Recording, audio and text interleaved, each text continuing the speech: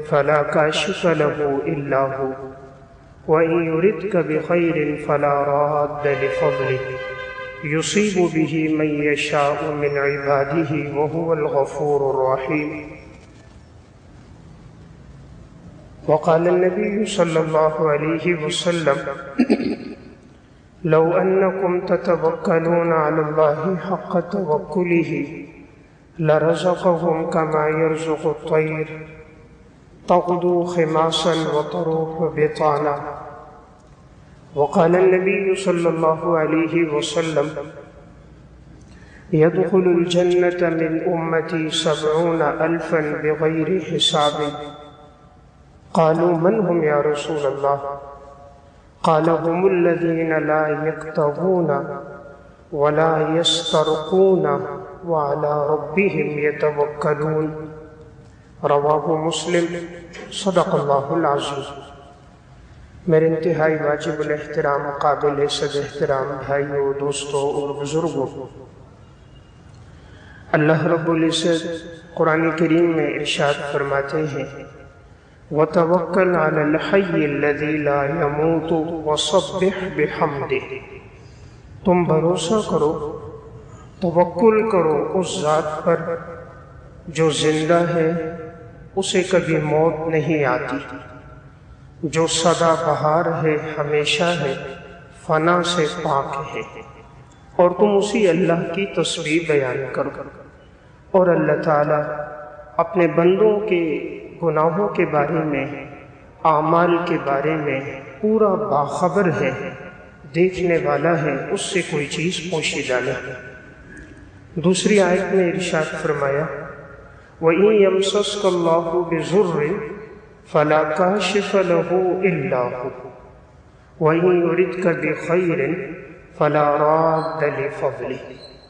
پس وہ اللہ اگر تم سے کوئی مصیبت اور تکلیف کو دور کرنا چاہے تو کوئی وہ تکلیف تمہیں پہنچا نہیں سکتا، اور اگر وہ اللہ تمہارے ساتھ خیر کا ارادہ کرے تو اس خیر کو کوئی روک نہیں سکتا. یصیب بہ من یشاء من عبادہ. پس وہ اللہ اپنے بندوں پر پہنچاتا ہے جس طرح وہ اللہ چاہتا ہے. وہ گناہوں کا بخشنے والا، نہایت رحم کرنے والا ہے. وَمَن يَتَوَكَّلْ عَلَى اللَّهِ فَهُوَ حَسْبُهُ. اللہ رب العزت فرماتے ہیں کہ جو اللہ پر بھروسہ کرتا ہے، اللہ اس کے لیے کافی ہو جاتا ہے. ایک اور مقام پہ فرمایا: فَبِمَا رَحْمَةٍ مِّنَ اللَّهِ لِنْتَ لَهُمْ وَلَوْ كُنْتَ فَظًّا غَلِيظَ الْقَلْبِ لَانفَضُّوا مِنْ حَوْلِكَ. پس آپ ان کے ساتھ نرم مزاجی اور شفقت کا معاملہ رکھیں، اس لیے کہ اگر آپ کے مزاج میں سختی ہوتی، آپ کی گفتگو سخت ہوتی، آپ کا دل سخت ہوتا، تو یہ لوگ آپ سے تتر بتر ہو جاتے، منتشر ہو جاتے. فَاعْفُ عَنْهُمْ. آپ ان کو معاف کیجئے، آپ ان کے لیے اللہ سے بخشش طلب کیجئے، آپ ان سے اہم معاملات میں مشورہ کیجئے. فَإِذَا عَزَمْتَ فَتَوَكَّلْ عَلَى اللَّهِ. اور جب آپ بھروسہ کرو، ارادہ کرو کسی کام کا، تو صرف اللہ پہ بھروسہ کرو. إِنَّ اللَّهَ يُحِبُّ الْمُتَوَكِّلِينَ.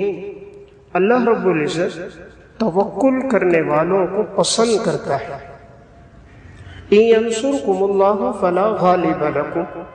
اگر وہ اللہ تمہاری مدد کرنا چاہے تو کوئی تم پر غالب نہیں آ سکتا، اور اگر وہ اللہ تمہیں رسوا کرنا چاہے، بے یار و مددگار چھوڑنا چاہے، تو کون ہے اللہ کے علاوہ جو تمہاری مدد کرے گا. ایک اور مقام پہ فرمایا کہ ایمان والے وہی ہوتے ہیں جو صرف اللہ کی ذات پہ توکل کرتے ہیں. قرآن کریم اور احادیث کے ذخیرے میں ایک بڑی اہم ہدایت ہے توکل اور یقین. یعنی اللہ کی ذات پر انسان کا اعتقاد پختہ ہو جائے، ایمان مضبوط ہو جائے، صرف زبان سے کہنے والا نہ ہو بلکہ دل کے اندر یہ بات اتر جائے کہ کائنات میں جو کچھ ہے وہ اللہ کے امر سے، اور انسان کی سب سے پہلے توجہ اللہ کی ذات کی طرف جائے اور اس کا رجوع اللہ میلان اللہ کی طرف بڑھ جائے تو اللہ رب العزت پھر بندے کے گمان کے مطابق اس کے ساتھ معاملہ فرماتا ہے۔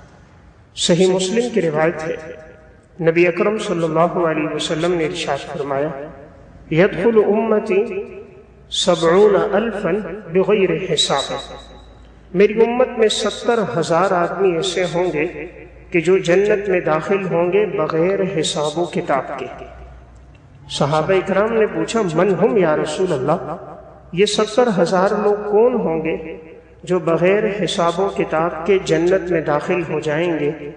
آپ صلی اللہ علیہ وسلم نے ارشاد فرمایا، ہم الذین لا یسترقون، یہ وہ ہوں گے جو جھاڑ پھونک نہیں کرتے ہوں گے، ولا یکتوون، اپنے جسم کو داغتے نہیں ہوں گے، وعلی ربہم یتوکلون، اور یہ صرف اللہ کی ذات پہ توکل کرنے والے ہوں گے۔ آپ نے فرمایا جن میں یہ صفات ہوں ایسے لوگ جنت میں بغیر حساب و کتاب کے جائیں گے۔ تو یہ آپ نے ان لوگوں کا تذکرہ کیا جو متوکلین ہیں، جھاڑ پھونک نہیں کرتے، مطلب یہ کہ صرف اللہ کی ذات پر ان کا پختہ اعتقاد ہے۔ زمانے جاہلیت میں جھاڑ پھونک میں، دم درود میں غیر اللہ سے مدد لی جاتی تھی، شرکیہ الفاظ کہے جاتے تھے، مؤثر بذات اسی کو سمجھا جاتا تھا۔ ویسے اگر کوئی قرآن اور حدیث کے الفاظ پڑھ کے دم کرے تو وہ جائز ہے، لیکن یہ توکل کا اعلیٰ درجہ ہے کہ وہ نہ اپنے جسم کو داغتا ہے۔ یہ جاہلیت میں ایک علاج کا طریقہ تھا کہ لوہے کو گرم کر کے جسم کو داغتے تھے، تو آپ نے فرمایا وہ جسم کو داغتا بھی نہیں، وہ جھاڑ پھونک بھی نہیں کرتا، وَعَلَىٰ رَبِّهِمْ يَتَوَكَّلُونَ، وہ صرف اللہ کی ذات پہ توکل کرتا۔ فرمایا ایسے 70,000 لوگ جنت میں بغیر حساب کے داخل ہوں گے۔ تو قرآن کریم اور احادیث کے ذخیرے میں ایک بات کا بڑی اہمیت کے ساتھ تذکرہ ملتا ہے، وہ ہے توکل اور یقین کی پختگی۔ آج معاشرے میں جس چیز کی سب سے زیادہ کمی نظر آ رہی ہے وہ ہے اللہ کی ذات پہ توکل سب سے زیادہ کمزور ہو گیا۔ اس وقت مادیت کی طرف، دولت کی طرف، اسباب کی طرف اتنا زیادہ انسان کو رجوع ہو گیا کہ وہ اپنے خالق حقیقی کو بھول ہی گیا۔ آج اگر کسی سے بات ہو یا کہیں گفتگو چل رہی ہو تو وہ اس میں ہے کہ دکان ایک ہے تو دو ہوں گی تو کام بن جائے گا، بیٹا سرکاری نوکر ہوگا حالات ٹھیک ہو جائیں گے، گاڑی ایک ہے دو ہو کر کرائے پہ لگی گئی حالات سازگار ہو جائیں گے، بیٹا پڑھ رہا ہے فلاں جگہ مزدوری لگے گی حالات ٹھیک ہو جائیں گے۔ یعنی ہر آدمی کی نظر صرف اسباب پر ہے، اس نے اللہ رب العزت کی ذات کو بھلا ہی دیا۔ بہت مشکل سے کوئی آج ایسا نظر آئے کہ جس کی زبان پر یہ تذکرہ سننے میں آئے کہ کیا ہوگا جو میرا اللہ کرے گا، حالات کیسے بہتر ہوں گے، اللہ بہتر کرے گا، پریشانیاں کیسے دور ہوں گی، اللہ دور کرے گا۔ یعنی رجوع اللہ، میلان اللہ، آج کاش یہ بڑھ جائے۔ یہ امت میں رفتہ رفتہ ختم ہو رہا ہے۔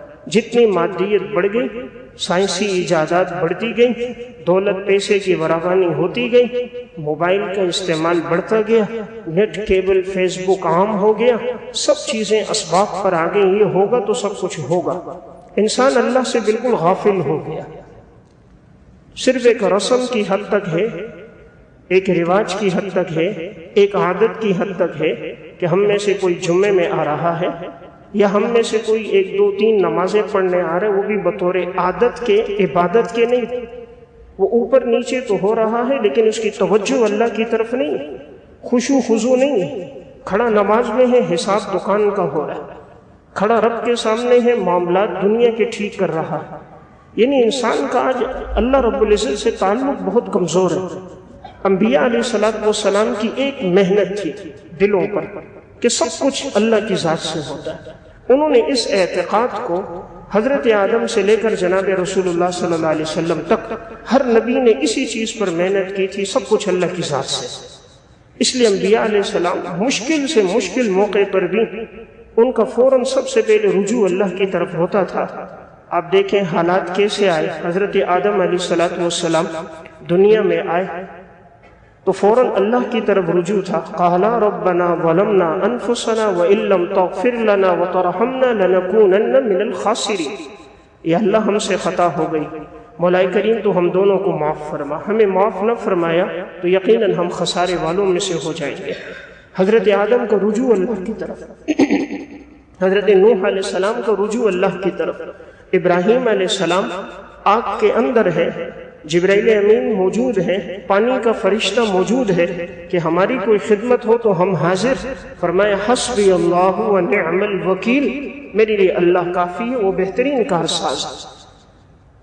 اسباب کے درجے میں حضرت جبرائیل سے سفارش کرنے میں کوئی حرج نہیں تھی، پانی کے فرشتے سے تعاون لینے میں کوئی حرج نہیں تھی، کہہ سکتے تھے آپ تعاون کرو میں مشکل میں ہوں، لیکن فرمایا نہیں، اللہ کافی ہے۔ اللہ بھی تو بندے کے گمان کے مطابق معاملہ کرتا ہے۔ اللہ نے براہ راست آپ کو خطاب کیا، قُلْنَا يَا نَارُ كُونِي بَرْدًا وَسَلَامًا عَلَىٰ إِبْرَاهِيمَ، ورنہ عموماً دیکھنے میں آیا اللہ رب العزت براہ راست کسی چیز کو خطاب نہیں فرماتا۔ جب مخلوق میں خطاب ہو رہا ہوتا ہے کبھی کسی واسطے سے ہوتا ہے، جس فرشتے کی ڈیوٹی ہے اس کے واسطے سے اللہ خطاب کرتا ہے، یہ کام کرو، یہ کام کرو، ان کی ذمہ داری لگائیے، وہ اس کام کو کر رہے ہیں۔ لیکن اللہ رب العزت نے جب ابراہیم خلیل اللہ کے توکل کو دیکھا، اللہ نے جبرائیل سے نہیں کہا، میکائیل اور اسرافیل کو نہیں کہا، آگ کو براہ راست کہا، اے آگ ابراہیم کے لیے ٹھنڈی ہو جا، لیکن اتنی ٹھنڈی نہ ہونا کہ میرے ابراہیم کو سردی لگ جائے۔ حضرت یونس علیہ السلام مچھلی کے پیٹ میں ہے، سب سے پہلے رجوع اللہ کی طرف، اللہ رب العزت کی طرف اعلان پڑتا ہے کہ یا اللہ مجھ سے خطا ہو گئی، مجھ سے ظلم ہو گیا، یا اللہ اگر تو نے مجھے معاف نہیں کیا، لا الہ الا انت انی کنت من الظالمین، نہیں کوئی معبود سوائے اللہ کے، یقیناً میں نے اپنے اوپر ظلم کر دیا۔ حضرت یونس علیہ السلام کا رجوع اللہ، 40 دن کے بعد اللہ رب العزت حضرت یونس علیہ السلام مچھلی کے پیٹ سے آئے تو دیکھیں 40 دن میں صرف اللہ کی طرف رجوع۔ انبیاء میں جس کی زندگی دیکھیں غیر اللہ کی طرف لمحہ بھر کے لیے متوجہ نہیں ہوتے، ایک لمحے کے لیے، ایک سیکنڈ کے لیے مخلوق کی طرف توجہ نہیں ہوتی۔ امام الانبیاء کی زندگی ہے، صحیح بخاری میں واقعہ ہے، ہجرت کا سفر ہے، سراقہ بن مالک جوشو غیر مسلم ہے، حضور کو تلاش کر رہا، آپ کے اوپر 100 اونٹ انعام مقرر ہے۔ حدیث میں ہے کہ ابو بکر صدیق دائیں بائیں دیکھتے تھے کہ کہیں کوئی دشمن تو نہیں آ رہا، لیکن اس پورے سفر میں حضور نے کبھی دائیں بائیں نہیں دیکھا۔ ہجرت کا پورا سفر ہے، اپنے ذکر میں لگے، سر جھکایا ہوا ہے۔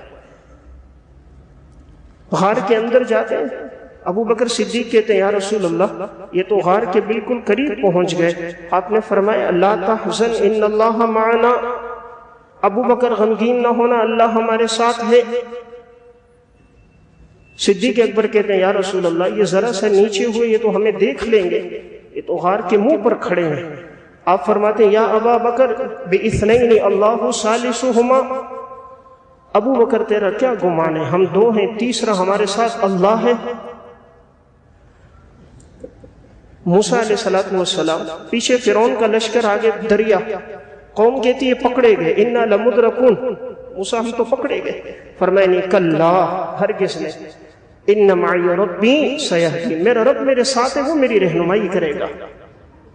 اللہ موسیٰ علیہ السلام سے کہہ رہے ہیں موسیٰ تم لاٹھی کو نیچے مارو، عقل کہتی ہے یہی ایک سہارا ہے، دشمن آئے گا دشمن کو کم از کم لاٹھی سے مار دینا، اپنی جان بچا دینا، لیکن عقل کا پیدا کرنے والا اللہ کہتا ہے موسیٰ تو لاٹھی مار، موسیٰ لاٹھی مارتے ہیں، سمندر میں اللہ 12 راستے بنا دیتا ہے، پانی کی کمی ہوتی ہے، موسیٰ علیہ السلام کو اللہ فرماتے ہیں موسیٰ پتھر پہ لاٹھی مار، عقل کہتی ہے بھئی مت مارو، یہ سہارا ہے اس کو مت توڑو، عقل کا پیدا کرنے والا کہتے ہیں نہیں مارو، فانفجرت منہ اثنتا عشرۃ عینا، اللہ نے 12 چشمے ایک پتھر سے جاری کر دیے۔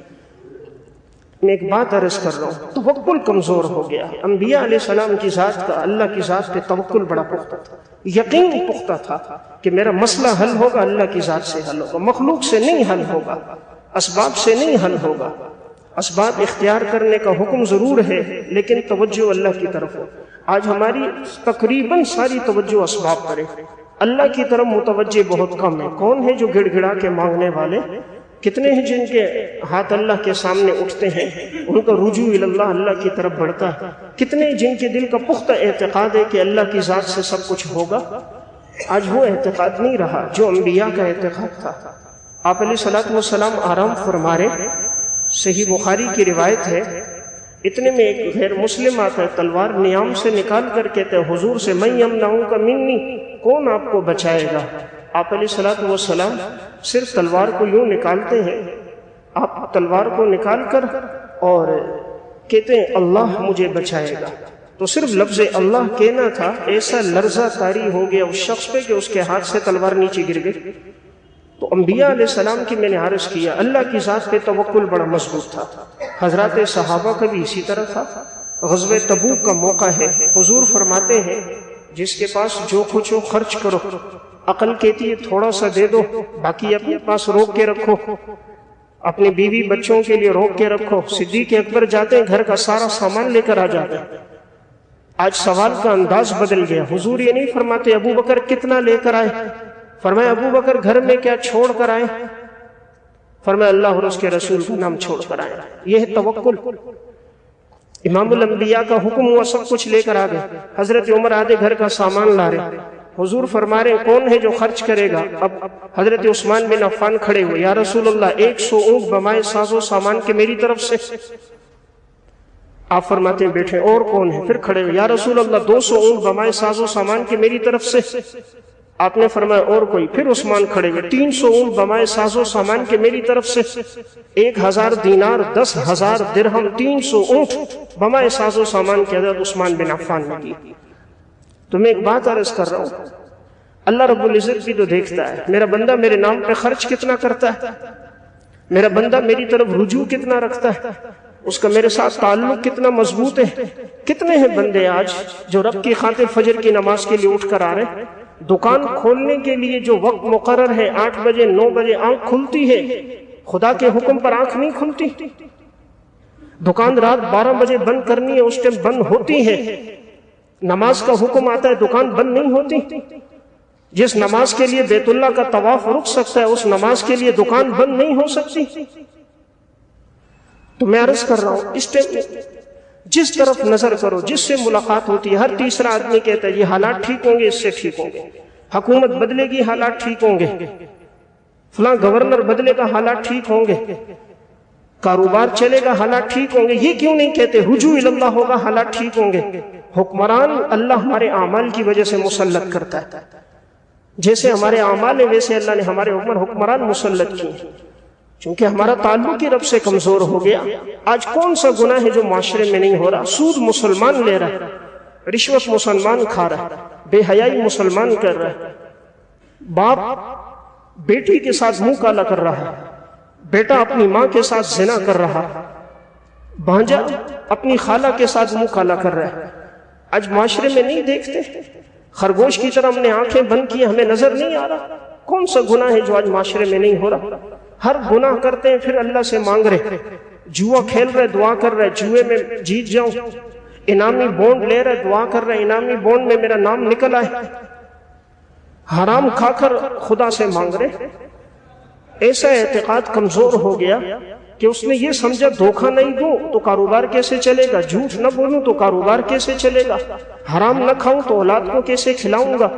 اولاد کا بھی وہی ذہن بنا دیا، جیسے باپ کا ذہن ویسے اولاد کا ذہن۔ یہ کیوں نہیں اس کو بتایا بیٹا سب کچھ ہوگا اللہ کی ذات سے ہوگا، تمہارا رجوع اللہ کی طرف بڑھ جائے۔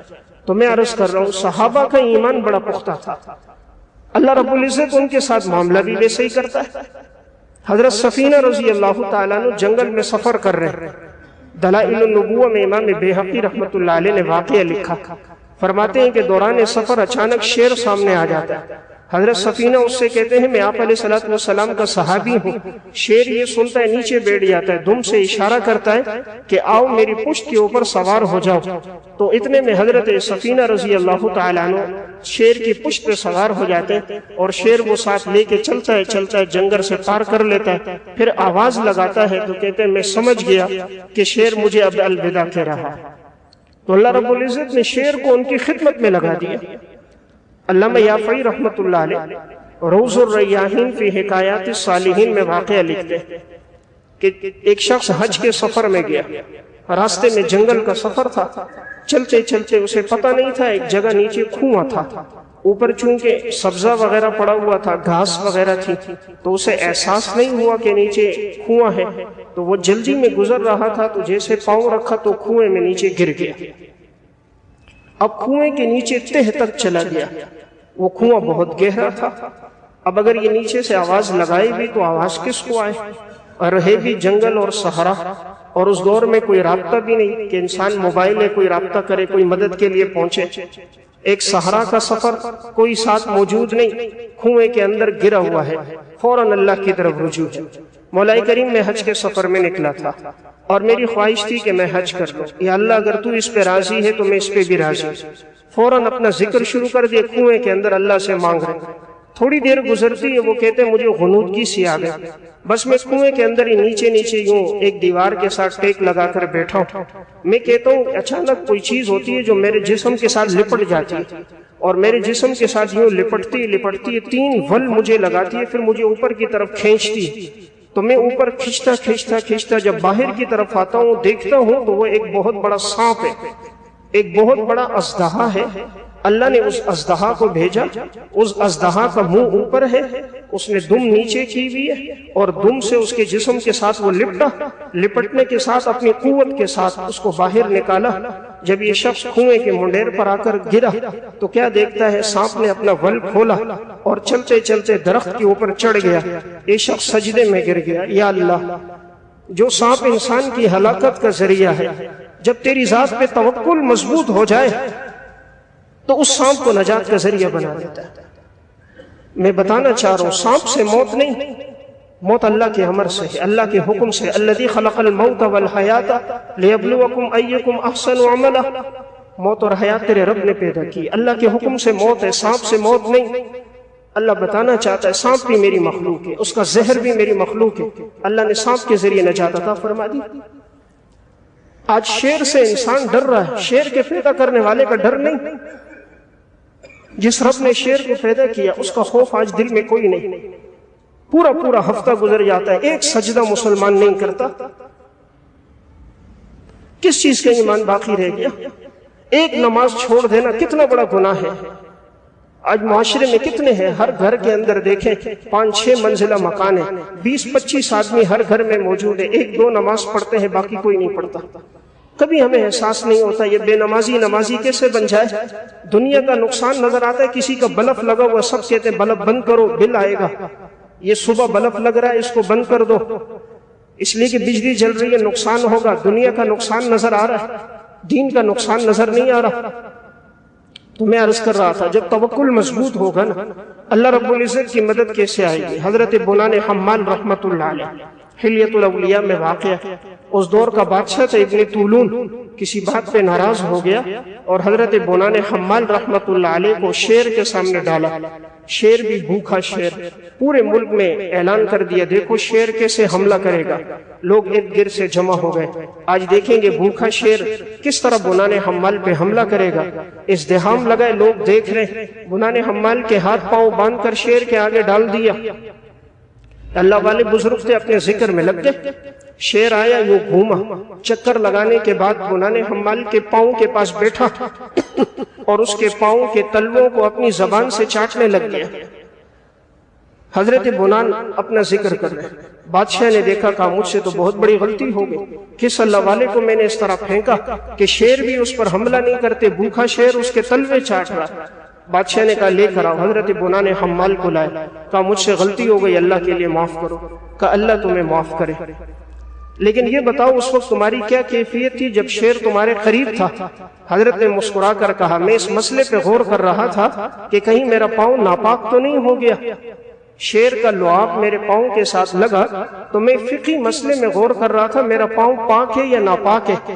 شیر کا ڈر کوئی نہیں، مسئلے میں غور ہو رہا ہے۔ جس دل میں اللہ کا ڈر آ جائے وہ مخلوق سے نہیں ڈرتا، مخلوق سے وہی ڈرتا ہے جو خالق سے نہیں ڈرتا۔ پھر وہ چوہے سے بھی ڈرتا ہے، پھر وہ لال بیگ سے بھی ڈرتا ہے، پھر وہ سانپ سے بھی ڈرتا ہے۔ اور جو صرف اللہ سے ڈرتا ہو اللہ رب العزت پروف کر دیتا ہے، کہتا ہے نا گھڑی واٹر پروف ہے، اس میں پانی نہیں جاتا۔ پھر اللہ دل کو پروف کر دیتا ہے، اس میں مخلوق کا خوف نہیں جاتا، وہ موت کو سامنے دیکھ کر بھی مسکرا رہا ہوتا ہے۔ غزوہ احد کا موقع ہے، صحابہ اکرام کو وقتی طور پہ شکست ہو گئی. غزوہ حمراء الاسد کے لیے حضور نے ان کو روانہ کیا. راستے میں ایک آ کر بتاتا ہے دشمن کی تو اتنی بڑی تعداد ہے, سب لوگ جمع ہو گئے, ہر قسم کا ہتھیار, ساز و سامان, اسلحہ موجود ہے, قریب ہے کہ اگر حملہ کیا تم میں سے کوئی بھی باقی نہیں بچے گا. صحابہ فرماتے ہیں حسبنا اللہ و نعم الوکیل, اللہ کافی ہے وہ بہترین کارساز ہے, اللہ کافی ہے وہ بہترین کارساز. یعنی صحابہ کا ہر موقع پر آپ دیکھو گے رجوع اللہ, اللہ کی طرف نصرت, اللہ کی طرف مدد. رب العالمین بھی پھر ان کے ساتھ وہی معاملہ کرتا تھا. تو میں نے عرض کیا سلف کی زندگی میں آپ کو ایک بات نظر آئے گی, توکل اور یقین کی پختگی. آج ہمارا توکل اور یقین بہت کمزور ہو گیا, اسباب کی طرف سارے چلے گئے, اللہ کو سب نے بھلا دیا. معاشرے میں بہت کم ایسے ہیں جن کی زبان پہ ہر وقت اللہ کا تذکرہ. سب سے زیادہ محسن تو آپ صلی اللہ علیہ وسلم, کتنے جو حضور کا تذکرہ کرتے, اپنے سیاسی لیڈر کا تذکرہ دن میں 2-2 گھنٹے کرتے ہو. وہ زانی, وہ بے حیا, وہ فاحش, جن کی زندگی بد کرداری میں گزری, کرپشن کو جنہوں نے زندگی کا حصہ بنایا, ان کے گیت گاتے ہو. امام الانبیاء کا تذکرہ نہیں کرتے, جس کے چہرے کی قسم خدا کھائے, جس کے زلفوں کا تذکرہ رب کرے, جس کے سینے کا تذکرہ اللہ فرمائے, جو نگاہ اٹھائے اللہ بیت المقدس کی جگہ بیت اللہ کو قبلہ بنا دے, جن کی رسالت کی قسمیں اللہ قرآن میں کھائے, یاسین والقرآن الحکیم انک لمن المرسلین, قرآن کی قسم ہم نے آپ کو رسول بنا کر بھیجا. آج کتنے جو حضور کا تذکرہ کرتے ہیں, کتنے جو اللہ کا تذکرہ. اللہ سے زیادہ محسن کون ہے, بندے پر احسانات کرنے والا, کتنے جن کی زبان پہ رب کا تذکرہ. تو میں نے عرض کیا معاشرہ ایسا بن گیا, حالات ایسے بن چکے ہیں, ہر آدمی کی ترتیب, ہر آدمی کی گفتگو اپنے لیڈر سے شروع ہوتی ہے, لیڈر پہ ختم ہوتی ہے. سب کچھ ہوگا, میرا لیڈر آئے گا تو حالات ٹھیک ہوں گے. یہ کیوں نہیں کہتے خدا ٹھیک کرے گا, حالات میرا رجوع بڑھے گا اللہ کی طرف, اللہ معاملات درست کرے گا. مسلمان کا جب سے اللہ کی ذات سے عقیدہ کمزور ہوا, اعمال کمزور ہوئے, عبادت ختم ہو گئی, ساری زندگی گزر گئی. کتنے جو قرآن پڑھتے, پورا دن دیکھتا ہوں 3-4 کے علاوہ پوری مسجدوں میں قرآن پڑھنے والا کوئی موجود نہیں. تھوڑی دیر کے لیے غور تو کریں, ہم نے قرآن پڑھا زندگی میں کتنی دفعہ ہم قرآن پڑھ رہے ہیں. پورا سال گزر جاتا ہے, مسلمان ایک دفعہ قرآن نہیں پڑھتا. رب کے حکم سے اہم امر بھی کوئی ہے, اپنے لیڈر کی تقریریں خود بھی سنتے, دوسروں کو بھی سینڈ کرتے, تو بھی سن, تو بھی سن. خدا کا قرآن کتنے سنتے. ان جھوٹے لوگوں کی باتیں سننے کے لیے وقت ہے, تلاوت سننے کے لیے کتنوں کے پاس وقت ہے. اصل بات یہ ہے ہمارے دل گناہوں سے آلودہ ہیں, زبانیں گناہوں سے آلودہ ہیں. اللہ ان ناپاک زبانوں کو اپنے مقدس کلام کے پڑھنے کی توفیق نہیں دیتا, ورنہ سلف کی زندگی ایسی تھی, چلتے پھرتے زبان پہ قرآن کی تلاوت. دن میں ایک قرآن پڑھ رہے. امام وکی بن جراح روزانہ ایک قرآن پڑھتے تھے. امام ابو بکر بن عیاش 30 سال تک روزانہ ایک قرآن پڑھتے تھے. امام بخاری سحری کے بعد شروع کرتے تھے, افطاری تک ایک قرآن پورا ہو جاتا تھا. امام ابو حنیفہ دن میں ایک قرآن, رات میں ایک قرآن, ایک دن میں 2 قرآن کریم تلاوت کر رہے ہیں. آج 5 منٹ مسلمان کے پاس وقت نہیں ہے وہ قرآن کی تلاوت کر سکے. 8 گھنٹے موبائل دیکھ سکتا ہے, 16 گھنٹے مزدوری کر سکتا ہے, 2 گھنٹے دوستوں کے ساتھ گپ شپ لگا جاتا ہے, ایک دعوت میں شرکت کے لیے 1.5 گھنٹے کا سفر کر سکتا ہے, 5 منٹ خدا کا کلام نہیں پڑھ سکتا. پھر گلا کرتے ہیں حالات ایسے کیوں ہیں. میرے اور آپ کا رجوع اللہ کی طرف کتنا ہے, اللہ کے ساتھ ہمارا تعلق کیسا ہے. حدیث میں آتا ہے انا عند ظن عبدی بی, میرے بندے جو تو میرے ساتھ معاملہ کرے گا ویسا میرے تیرے ساتھ تعلق ہوگا. آج کیوں دعاؤں کی قبولیت ختم ہو گئی, اس لیے کہ حلال اور حرام کی امتیاز ختم. آج صرف یہ ذہن بنا پیسہ آنا چاہیے. باپ بھی کہے گا بیٹا پیسہ آنا چاہیے, یہ نہیں کہے گا بیٹا حلال کما کے لاؤ, صرف کہے گا پیسہ آنا چاہیے. ہم نے حلال اور حرام کی تمیز ختم کر دی, اس وجہ سے ہماری عبادت کی نورانیت ختم ہو گئی, رزق کی برکت ختم ہو گئی. حکایات قلیوبی میں واقع ابراہیم بن ادہم رحمت اللہ علیہ, بڑے اللہ والے بزرگ گزرے. ایک دفعہ کہتے ہیں کہ میں پیدل چلا اور میں بیت المقدس پہنچا, مسجد اقصی. میں وہاں گیا, عبادت کرتا رہا, اور پھر جب رات کا وقت ہوا تو وہاں ترتیب یہ ہوتی تھی اس دور میں کہ محراب سے سب کو نکال دیتے, کہ محراب میں وہ کہتے کہ رات فرشتے عبادت کرتے ہیں, یہاں کوئی نہ ہو, باقی مسجد میں عبادت کرو. ابراہیم بن ادہم کہتے میں محراب کے قریب عبادت کرتے کرتے سو گیا. آنکھ لگی میں خواب دیکھتا ہوں، خواب میں دو فرشتے، ایک دوسرے سے کہتا ہے یہ کون ہے؟ کہتا ہے ابراہیم بن ادہم ہے۔ کہا کیا کرتا ہے؟ کہا بڑا نیک آدمی ہے، متقی آدمی ہے، لیکن 1 سال سے اس کی عبادات اللہ کے ہاں قبول نہیں ہو رہی، 1 سال سے اس کی عبادت موقوف ہے۔ وہ پوچھتے ہیں کیوں موقوف ہو گئے؟ کہا یہ مکہ میں کھجوریں خریدنے گیا تھا، تو جب یہ کھجوریں لے رہا تھا تو 2 کھجوریں وہاں نیچے گر گئی ریڑی سے، تو اس نے یہ سمجھا کہ میری ہیں، اس نے یہ 2 کھجوریں کھا لی، تو اس نے جو مالک کی اجازت کے بغیر 2 کھجوریں کھائی ہیں وہ حرام کا لقمہ پیٹ میں گیا ہے، اس لیے 1 سال سے اس کی عبادات رکی بھی ہیں، اللہ کے یہاں قبول نہیں ہو رہی۔ ابراہیم بن ادہم کی آنکھ کھلی، استغفار کرتے رہے، 1 سال کی عبادات رک گئی، فوراً لوٹے واپس آئے اور اس دکان پہ پہنچے۔ سال کے بعد دیکھا تو جو بابا جی تھا وہ دکان پہ نہیں، نوجوان بیٹا موجود ہے۔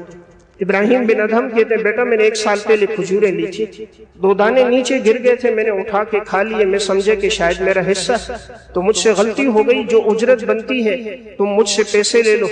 اس نوجوان نے ابراہیم بن ادہم کو دیکھا، فرمایا نہیں حضرت میں نے آپ کو معاف کر دیا۔ فرمایا بھئی اگر آپ معاف کرتے ہو آپ کتنے وارث ہو؟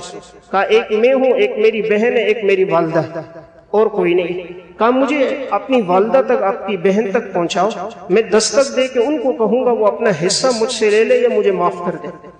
نوجوان ابراہیم بن ادہم کو لے کر گیا، دستک دی، اندر گیا، نوجوان واقعہ سنایا، بڑے اللہ والے بزرگ ہیں، 2 کھجور کے دانے کھائے تھے سال پہلے، تو اس کے لیے آئے ہیں کہ چاہو تو وہ مجھ سے لے لو، چاہو تو معاف کر دو۔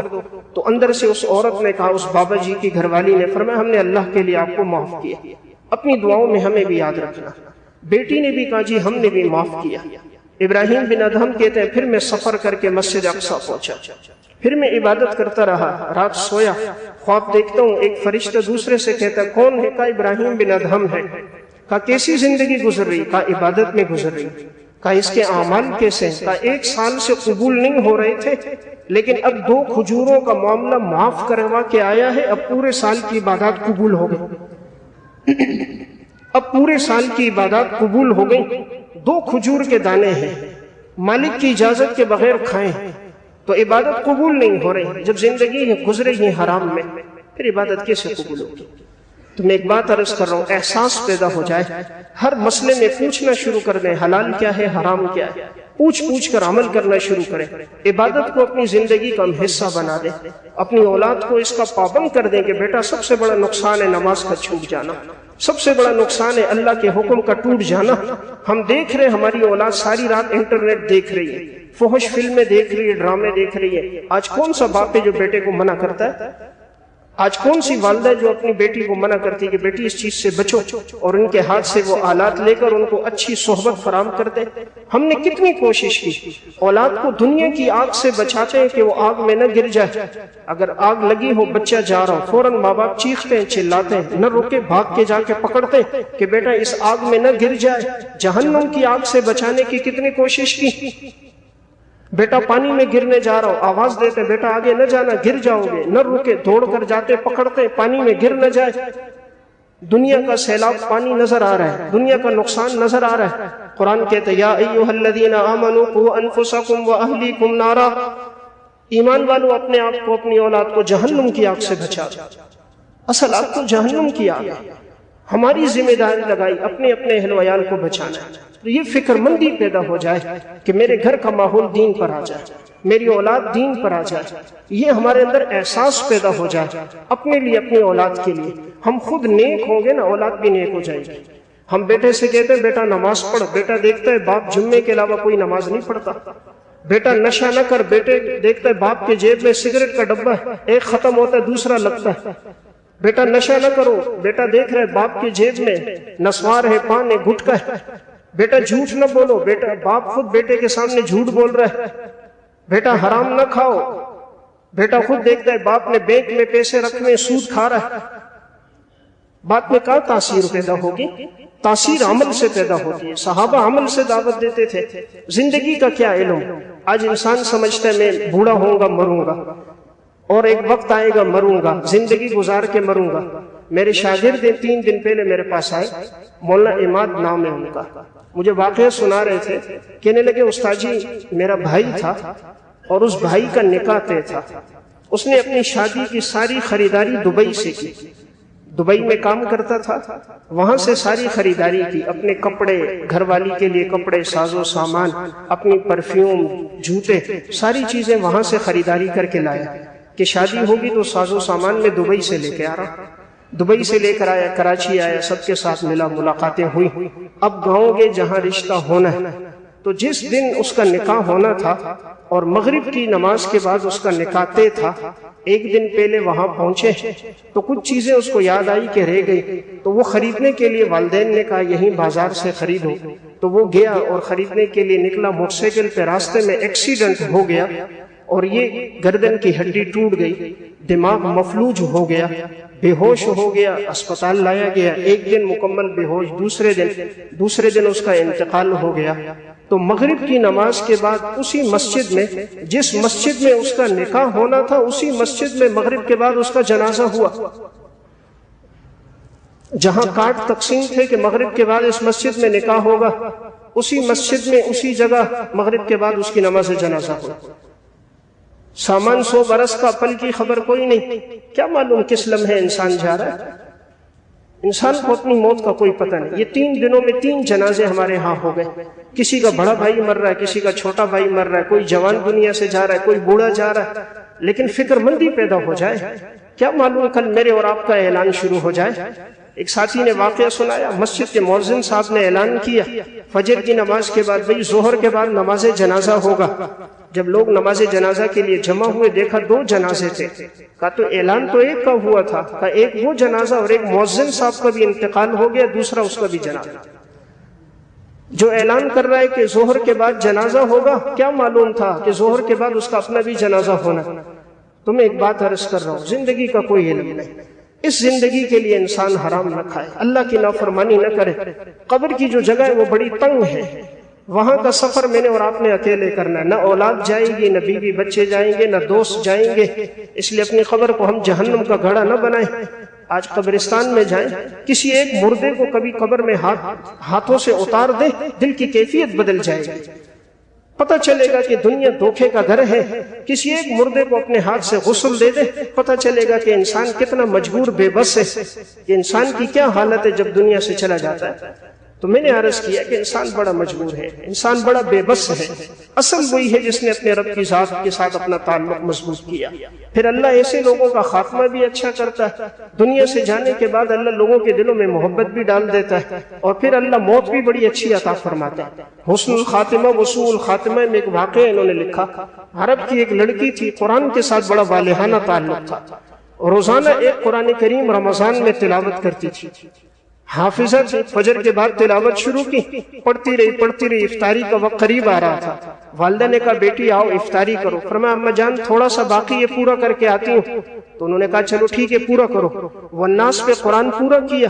اب سجدہ شکر کرنے کے لیے سجدے میں گئی کہ اللہ نے توفیق دی، میں نے پورا قرآن پڑھ لیا، سجدے میں گئی وہیں انتقال ہو گیا۔ تو کیسی بہترین موت اللہ نے عطا فرمائی، روزے کی حالت پورا قرآن پڑھ کے، سجدہ شکر اور سجدے کی حالت میں مغرب کے بابرکت وقت میں رب کے پاس جاری۔ تو یہ تصویر کا ایک رخ ہے، اچھی زندگی اچھی موت، بری زندگی بری موت۔ کما تعیشون تموتون کما تموتون تبعثون، جیسی زندگی گزارو گے ویسی ہم تمہیں موت دیں گے، اور جیسی موت آئے گی ویسا قبروں سے اٹھائیں گے۔ ہم چاہیں زندگی موت اچھی آئے، زندگی اچھی گزارے۔ علامہ ابن قیم رحمۃ اللہ علیہ نے الداء والدواء میں، امام زہبی نے الکبائر میں لکھا، ایک شخص کی ساری زندگی شراب پیتے گزر گئی، موت کا وقت آیا، رشتہ دار قریب میں کلمہ پڑھتے تھے، وہ کہتا تھا خود بھی پیو مجھے بھی پلاؤ، خود بھی پیو مجھے بھی پلاؤ۔ یہ شراب کی بات کرتے کرتے دنیا سے چلا گیا، زبان پہ کلمہ نہ آیا۔ امام زہبی لکھتے ایک شخص کی زندگی جوئے میں گزری، موت کا وقت ہے، لوگ کلمہ پڑھ رہے ہیں، وہ کہتے ہیں تاش کی گوٹیاں لے کر آؤ، فلاں فلاں کو بلاؤ، وہ بھی کھیلے میں بھی کھیلوں، بس یہ تاش کی بات کرتے کرتے دنیا سے چلا گیا، کلمہ نصیب نہ ہوا۔ امام قرطبی التذکرہ میں لکھتے ہیں ایک شخص کی عشق مجازی میں زندگی گزری، موت کا وقت آ گیا، محبوبہ کا نام زبان پر ہے، لوگ قریب کلمہ پڑھتے ہیں، توفیق نہیں مل رہی، محبوبہ کا نام لیتے لیتے دنیا سے چلا گیا۔ دنیا میں زبان پر جس کا زیادہ تذکرہ ہوگا، موت کے وقت بھی زبان پر وہی تذکرہ ہوگا۔ اللہ کا تذکرہ زیادہ کریں تاکہ زبان پہ موت کے وقت بھی اللہ اپنا تذکرہ جاری کر دے۔ اسی کتاب میں انہوں نے ایک واقعہ لکھا، عرب کی ایک نوجوان لڑکی تھی، بے حیائی میں فحاشی میں زندگی گزری، رقص کرتی تھی، ناچتی تھی، اسٹیج پر آتی نیم برہنہ لباس پہن کر ناچتی تھی۔ تو ایک دفعہ ناچنے کے لیے جیسے اسٹیج پر آئی، ناچتی ناچتی گر گئی۔ جب اس کو لے کر گئے ہسپتال، پتہ چلا انتقال ہو گیا۔ اس کے والد کو فون کیا، وہ آئے، لاش کو لے کر گھر گئے۔ جیسے ہی اس کو غسل دیا، اب کفن کا کپڑا جسم پہ لپیٹتے تھے، تھوڑی دیر کے بعد وہ ٹکڑے ٹکڑے ہو جاتا اور لڑکی کا جسم نظر آنے لگتا۔ کسی نے کہا دوبارہ لپیٹو، دوبارہ کفن کا کپڑا لپیٹا، تھوڑی دیر کے بعد وہ بھی پھٹ گیا، جسم پھر نظر آنے لگا۔ کسی نے کہا موٹا کپڑا لپیٹو، موٹا کپڑا جسم پہ لپیٹا کفن کے لیے، تھوڑی دیر بعد وہ بھی ٹکڑے ٹکڑے ہو گیا، جسم پھر نظر آ رہا ہے۔ کسی نے کہا قالین نما کپڑا لے لو، آخر ہو سکتا ہے کپڑا ٹھیک نہ ہو، چوتھی دفعہ لپیٹا، پھر پھٹ گیا، جسم نظر آ رہا ہے۔ آخر کا معاملہ سمجھ نہیں آ رہا، اس سے پہلے تو کبھی ایسا نہیں ہوا۔ اس دور کے ایک بڑے مستند مالکی عالم تھے، ان کے پاس گئے۔ حضرت 4 دفعہ لڑکی کے جسم پہ کفن کا کپڑا لپیٹا ہے، لیکن تھوڑی دیر کے بعد پھٹ جاتا ہے، ٹکڑے ٹکڑے ہو جاتے ہیں، جسم نظر آتا ہے، آپ بتائیے ہم کیا کریں؟ اللہ تعالیٰ نے علماء کو دور اندیشی دی ہوتی ہے۔ اس عالم نے کہا یہ بتاؤ لڑکی نے زندگی کس میں گزاری تھی؟ زندگی کس میں گزاری تھی؟ کہا زندگی تو یہ تھی کہ نیم برہنہ لباس تھا، اسٹیجوں پر ناچتی تھی، ساری زندگی اسی میں گزری۔ کہا جب اس نے پوری زندگی اپنے جسم کو نہیں ڈھکا، کبھی والد نے نہیں کہا، کبھی بھائی نے نہیں کہا کہ اپنے جسم کو ڈھک لے، دوسروں کے لیے تزیین کا ذریعہ نہ بن، شیطان کو خوش نہ کر۔ جب اس نے پوری زندگی جسم کو نہیں ڈھکا، اللہ بھی آج نہیں چاہتا اس کے جسم پہ کفن کا کپڑا آ جائے۔ کفن نصیب نہیں ہوا، ایک چارپائی پہ رکھا گیا، ارد گرد کنات باندھ دی گئی۔ کنات باندھ کے لاش کو لے کر گئے، لوگ جنازے کے لیے نہیں آئے، باپ تھا اور ایک بھائی تھا، 2 آدمی اور تھے، بس انہوں نے جنازہ پڑھا۔ پھر لاش کو لے کر جیسے گئے، ارد گرد کنات باندھ دی گئی، اوپر چادریں پکڑی گئی، لاش کو جیسے رکھا جلدی سے بند کیا۔ تھوڑی دیر کے بعد قبر میں زلزلہ سا ہوا، قبر زمین میں دھس گئی۔ اللہ بتاتا ہے جیسی زندگی ویسی موت۔ کوشش ہو ہماری زندگی اللہ کی اطاعت میں گزر جائے، ہماری نظریں قرآن پہ جم جائیں، کاش یہ موبائل سے ہٹ جائیں، یہ فحاشی بے حیائی اور یعنی سے ہٹ کر نگاہیں قرآن پہ جمیں اور یہ پیشانی رب کے سامنے جھکے، زبان پر اللہ کا تذکرہ ہو، پھر دیکھیں حالات کیسے بدلیں گے۔ اللہ مجھے اور آپ کو عمل کی توفیق عطا فرمائے۔